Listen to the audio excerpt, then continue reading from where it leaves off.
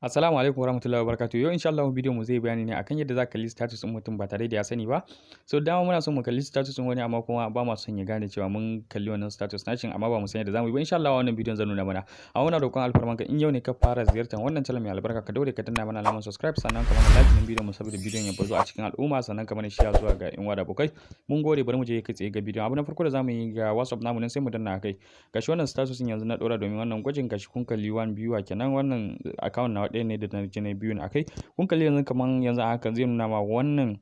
number yanzu ya riga da ya kalli wannan status din kada na kai to ya za a yi wannan number yanzu nan gaba in ka daura status na ya za a yi yanzu ni a zaman ni ne mai wannan number bana son yanzu nan gaba in na kalli status wannan ya kasance ya kalle ni kaman yadda ya kalle ni a daidai nan wajen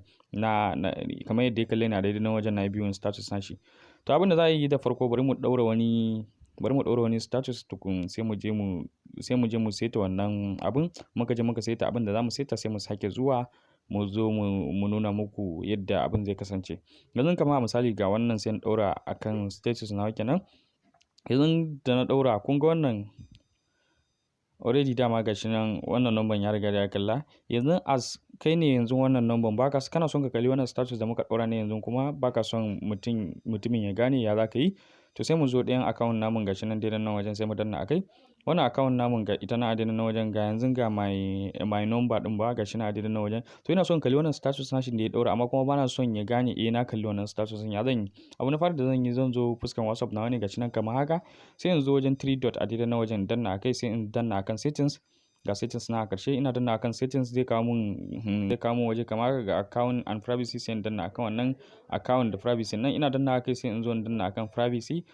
ina danna akan privacy gashi nan ya watso mun shafi kamar haka sai in zo wajen read restriction nan gashi na daidai nan wajen kun ga alaman a kunne yake sai in kashe shi ina kashe wannan wajen sai in baya sai in zo in kalli wannan status in daga na kalli wannan status din mutumin ba zai ga na kalli wannan status nashin ba sai in zo ga status nashin nan anan sai in zo in viewing gashi nan kamar yadda kuke kallo gashi yanzu na kalli status din kun ga yanzu duka biyu na kalla kenan ko yanzu ga status nashin ko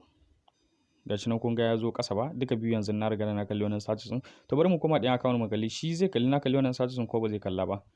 bari mu shiga kafin nan mu sake refreshing ku kalla ga ɗayan kun kalli automatically dama na riga na kalla kafin mu yi wannan settings din amma nan fa kun ga ba mu kalla ba haka ake bi wannan hanya ake bi sannan ka hana ka kalli status din mutum ba tare da ya sani ba mun gode mu haɗu a bidiyo ta gaba.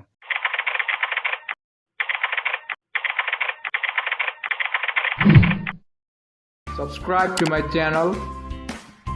and press that bell icon so you never miss any new updates.